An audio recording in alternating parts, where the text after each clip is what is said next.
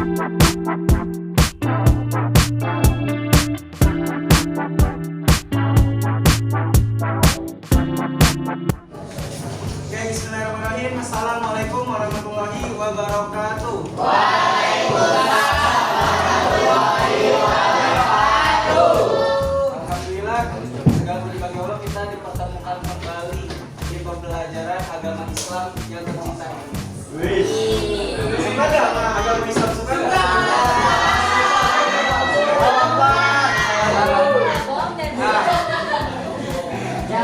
Oke, jadi langsung saja.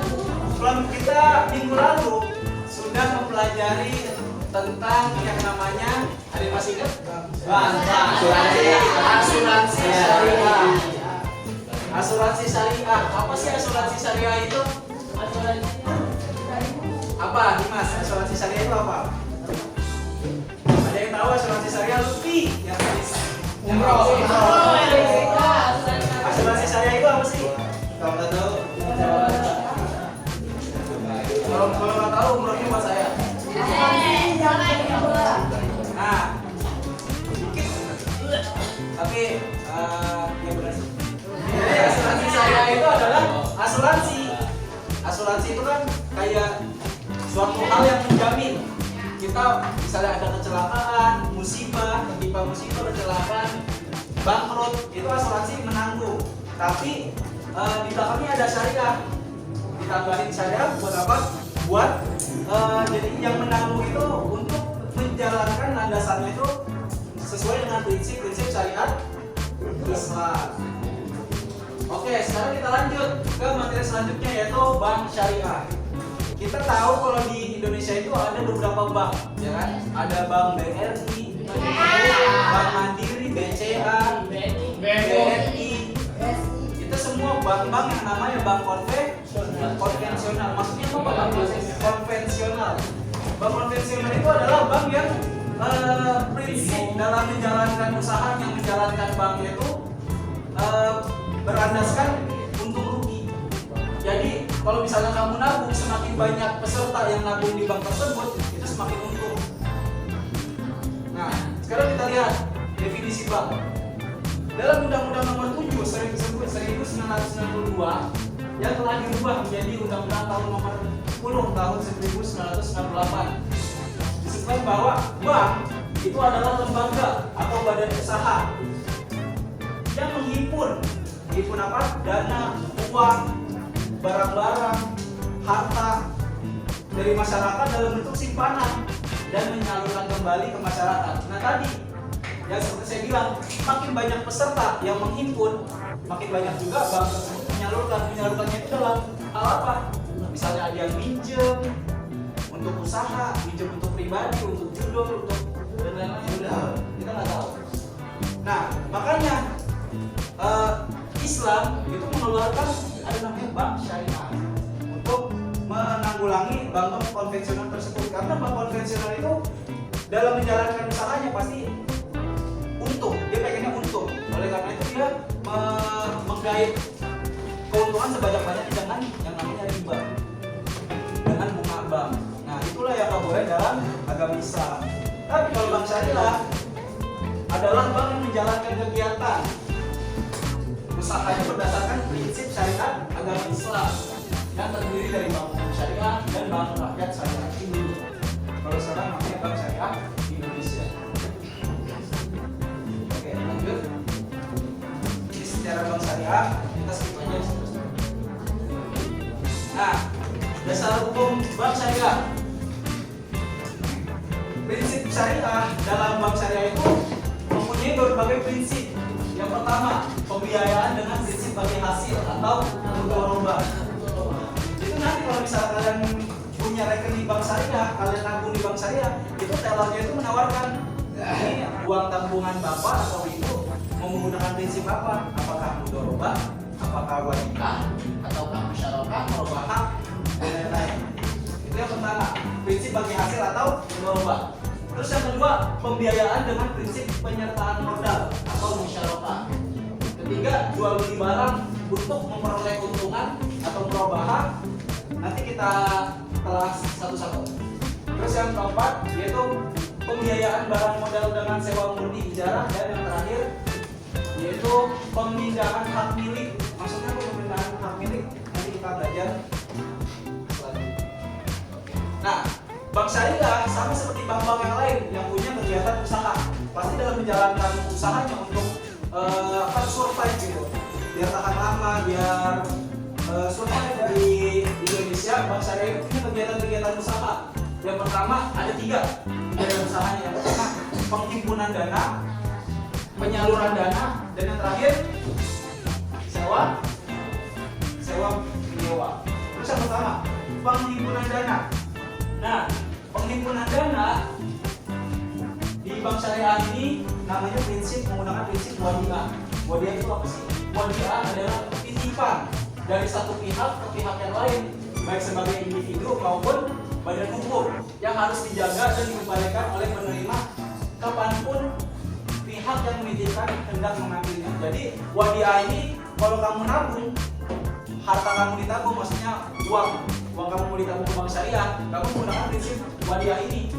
Jadi bank syariah ini hanya dititipkan uang kamu, nggak boleh diapa-apain uangnya. Nah, tapi wadiah ini ada 2, ada namanya wadiah iyad domanah, dan yang kedua wadiah iyad amanah. Kalau wadiah iyad domanah yaitu titipan selama belum dikembalikan kepada pihak yang dititipkan boleh dimanfaatkan.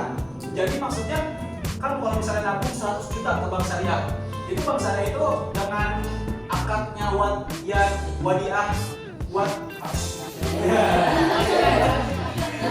iyad domanah. Kalau menggunakan akad wadiah iyad domanah, itu uang kamu yang 100 juta itu kamu boleh terserah bank syariah mau digunakan seperti apa, mau di bank usaha cilok, bank usaha sempolan, terserah. Yang penting ketika saya mau mengambilnya kembali dalam waktu 5 tahun, saya bisa mengambilnya. Itu namanya akad wadiah domanah. Tapi kalau akad wadiah iyad amanah, itu pihak menerima titipan tersebut tidak boleh mengambil manfaat. Maksudnya apa? Jadi uang 100 juta itu nggak boleh diapa-apain. Jadi bank syariah ini cuma istilahnya yang dititipin dipegang aja, disimpan dan nggak boleh diapa-apain. Paham? Maksud perbedaan dari wadiah iyad domanah sama wadiah iyad amanah. Oke. Yang kedua, tadi kan penghimpunan itu ada 2. Yang pertama wadiah, yang kedua ada mudharabah. Nah, kalau mudharabah, penghimpunan dananya itu mirip dari wadiah, tapi dia kerjasama, perjanjian kerjasama. Mudharabah adalah perjanjian kerjasama atas sebuah usaha di mana pihak pertama bertindak sebagai penyedia dana atau shopee mal yang punya dananya, yang punya 100 juta tadi, dan pihak kedua yang bertanggung jawab untuk pengelolaan usaha atau mudharib. Jadi bank syariah ini maksudnya adalah sebagai mudharib. Terus shopee mal itu seperti kita yang peserta yang gabung di bank syariah itu. Nah, penghimpunan dana prinsip mudharabah ini ada 3. Ada mudharabah mutlaqah, mudharabah muqayyadah, dan yang terakhir mudharabah mushtarakah.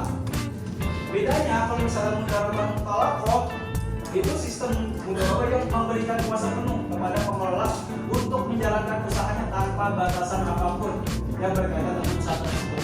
Jadi kalau misalnya kamu misalnya bank syariah, Mbak, saya mau nabung, saya mau nyimpen dana di sini sebesar 1 miliar. Terus tellernya tuh nanya, ibu atau bapak mau menggunakan akad apa? Apakah akad wadiah atau mudharabah? Oke Mbak, saya mau akad mudharabah biar saya itu bisa dapat hasil dari 1 miliar tadi, biar uang 1 miliar itu bisa berkembang. Oke Bu.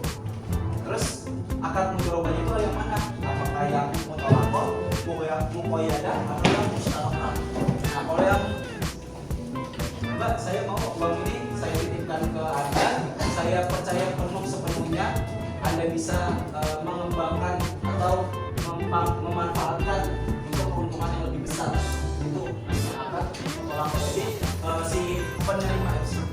si penyalur dana ini dia menyerahkan 100% dananya itu ke pihak bank syariah untuk mengelola dananya. Nanti prinsipnya bagi hasil juga. Kalau misalnya keuntungan itu dibagi hasil dari pihak bank syariah sama si penyedia modal. Terus yang kedua ada akan mudharabah muqayyadah, yaitu sistem mudharabah di mana pemilik dana memberikan batasan kepada mudharib dalam pengelolaan dana berupa jenis usaha, tempat pemasok dan target konsumennya. Jadi bedanya soal yang tadi, kalau mutalaqah itu 100% percaya diserahin ke semuanya ke bank syariah. Tapi kalau yang kedua muqayyadah itu penyedia modal itu ada syarat dan ketentuan. Mbak, saya mau tempat usahanya di sini. Mbak, saya mau modal dari saya itu Mbak bisa pakai cuma 50% misalnya, cuma 30%. Saya mau konsumennya ini, barangnya ini bisa. Pastinya ketika keuntungannya ada itu juga dibagi hasil dari pihak bank syariah sama penyedia modal kita. Terus yang terakhir mudharabah mustarokah, yaitu sistem mudharabah di mana pihak pengelola dana menyertakan modalnya dengan dalam kerjasama investasi.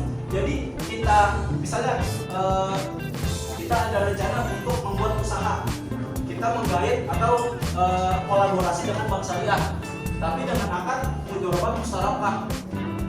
Jadinya gimana? Jadinya kita dengan pihak bank syariah itu sama-sama menyertakan modal 50% atau 40% terserah. Pokoknya sama-sama menyertakan modal, sama-sama kerjasama gitu untuk menjalankan usaha.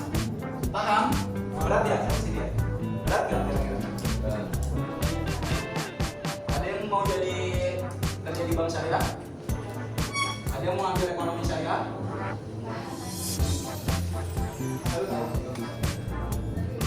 Nah, yang kedua itu ada jual beli atau penyaluran dana. Salah, yang kedua itu penyaluran dana. Tadi kan penghimpunan dana, yang kedua penyaluran dana. Dalam kegiatan bank syariah itu, tadi setelah menghimpun dana, otomatis bank syariah itu menyalurkan dana supaya dananya itu muter terus, gak diem gitu dananya, gak jadi uang dingin. Nah, penyaluran dananya apa aja? Yang pertama ada jual beli. Jual beli dengan skema mudharabah tadi, murabahah, yaitu menyampaikan harga perolehan suatu barang dan menyepakati keuntungan yang akan diambil bersama dengan pembeli. Contoh, misalnya dalam jual beli sebidang tanah, bank syariah akan menyampaikan harga perolehan misalnya 100 juta kepada nasabah. Kemudian bank dan nasabah menyepakati bahwa harga jual tanah itu adalah 105 juta. Sehingga disepakati bahwa bank mengambil keuntungan sebesar 5 juta secara terbuka. Nah, jadi misalnya ada yang menjual tanah kepada bank syariah, terus bank syariah ini menawarkan kepada orang lain, jadi kayak reseller gitu. Tapi bank syariah mengambil keuntungan dari tanah tersebut. Yang tadinya dijual dengan harga 100 juta, bank syariah mengambil 5 juta untuk keuntungan bank syariah. Itu salah satu kegiatan dari usaha bank syariah. Jual beli dengan skema murabahah. Nah, yang kedua yaitu jual beli dengan skema salam. Maksudnya apa salam? Yaitu jual beli di mana seseorang nasabah atau kita yang penyedia dana itu melakukan pelunasan pembayaran terhadap harga yang disepakati terlebih dahulu sebelum barang diterima. Contohnya, dalam jual beli sebuah unit rumah di kompleks perumahan, seorang pembeli akan membayar lunas terlebih dahulu harga yang disepakati. Misalnya pembeli akan membayar lunas 250 juta, baru kemudian setelah pembayaran dilakukan, satu unit rumah tersebut akan diserahkan kepada pihak bank selaku penjual. Ini kayak beli biasa lah, kayak kamu beli cemilan HP itu harganya 5 juta, langsung saat itu juga dibayar lunas, nggak pakai kredit. Itu namanya jual beli dengan skema salam. Yang ketiga yaitu jual beli dengan skema istisna. Jadi jual beli dilakukan berdasarkan pada pemberian tugas dari pembeli kepada penjual yang juga produsen untuk menyediakan barang atau produk sesuai dengan kualifikasi yang disyaratkan pembeli dan dijual kembali dengan harga yang disepakati. Jadi maksudnya si bank syariah ini memberi tugas kepada pembeli untuk bank syariah ini kan punya modal misalnya 100 juta, terus menyerahkan kepada pembeli ini untuk nih saya beli tapi kamu jualan. Paham nggak? Nggak ya, paham. Sudah. Berdasarkan peraturan dari pembeli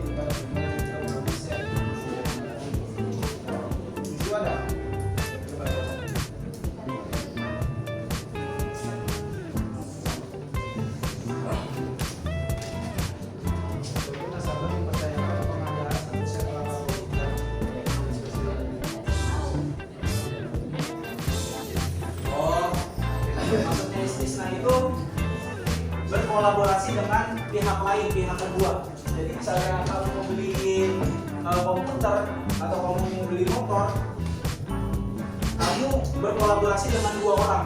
Jadi yang pertama produsen motor, yang kedua produsen bengkel. Nah, terus si Bank Syariah ini akan menjualkan itunya tadi dari motor sama bengkelnya. Untuk menambah semangat kita dalam pembelajaran agama Islam, kita akan sebutin namanya tepuk PAI. Tepuk PAI.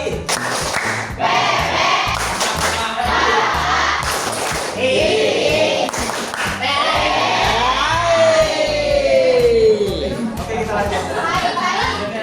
Nah, kegiatan usaha Bank Syariah itu yang ketiga ada sewa menyewa. Dalam prinsip sewa menyewa itu ada prinsip-prinsipnya. Pertama ijarah. Ijarah itu apa? Ijarah itu transaksi perpindahan hak pakai manfaat suatu barang dan jasa dalam waktu tertentu dengan cara membayar sewa atau upah tanpa merubah status kepemilikan. Jadi sewa menyewa itu maksudnya Bank Syariah itu punya harta kan, punya modal dari pengimpunan dana yang peserta-pesertanya itu. Nah, Bank Syariah itu menyewakan misalnya sebuah ruko untuk ditinggali, sebuah rumah, sebuah pasar, pokoknya lahan lah untuk disewa kepada orang-orang tanpa merubah status kepemilikan. Itu namanya ijarah. Terus yang kedua namanya ijarah mutoiyah bitamlik. Itu maksudnya apa? Perbedaannya apa? Kalau yang pertama ijarah itu tidak merubah status kepemilikan, tapi yang kedua ijarah bitamlik ini bisa merubah status kepemilikan. Maksudnya ketika ada yang menyewakan ke Bank Syariah, itu Bank Syariah di akhir periode itu harus misalnya membayar atau melunasi. Kombinasi antara sewa menyewa, jual beli dan hibah, di mana pihak yang menyewakan berjanji akan menjual barang yang disewakannya pada akhir periode. Jadi misalnya ada orang yang ke Bank Syariah atau Bank Syariah menjual atau menyewakan ruko. Nah itu pembelinya itu harus berjanji, harus kesepakatan bahwa di akhir periodenya itu Bank Syariah atau si yang punya rukonya ini harus menjual kepada Bank Syariah atau kepada pembelinya gitu. Jadi pertamanya sewa menyewa misalnya 5 tahun, 10 tahun, tapi di akhir periode itu nanti harus dibeli, nggak boleh nggak dibeli.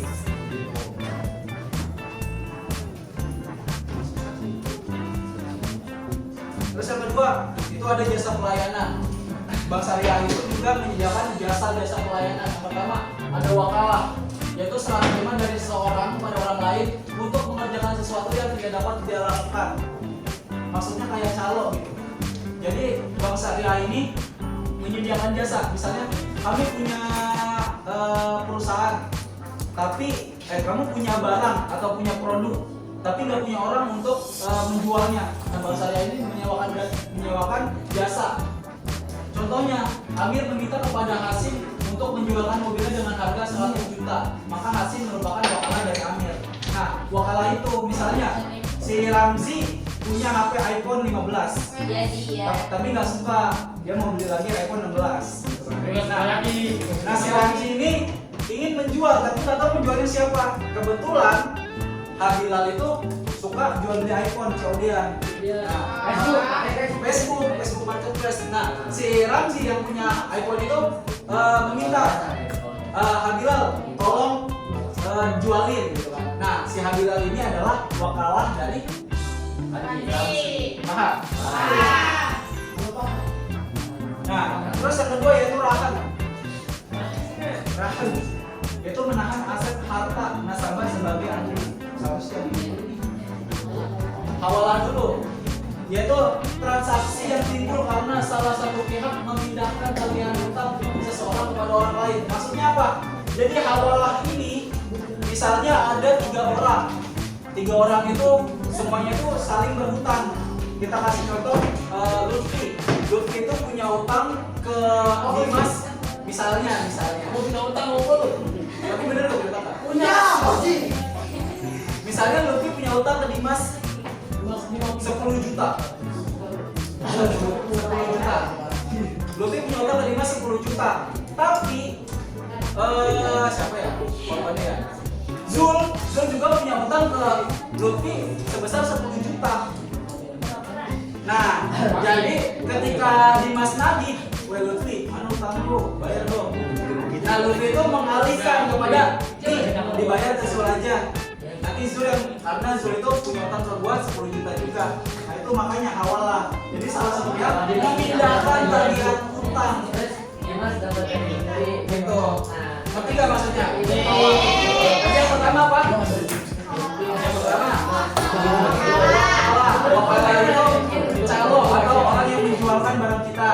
Terus kalau yang kedua, hawalah. Nah, yang ketiga yaitu kafalah. Kafalah itu apa? Pemberian jaminan yang dilakukan oleh pihak pertama kepada pihak kedua, di mana pihak pertama bertanggung jawab kembali atas pembayaran suatu barang yang menjadi hak pihak kedua. Jadi si bank syariah ini memberikan jaminan, memberikan apa sih namanya, perlindungan gitu. Kalau misalnya pihak satu antara Lutfi dan Dimas ini jujur gitu, bayar, semuanya bayar gitu, itu namanya kafalah.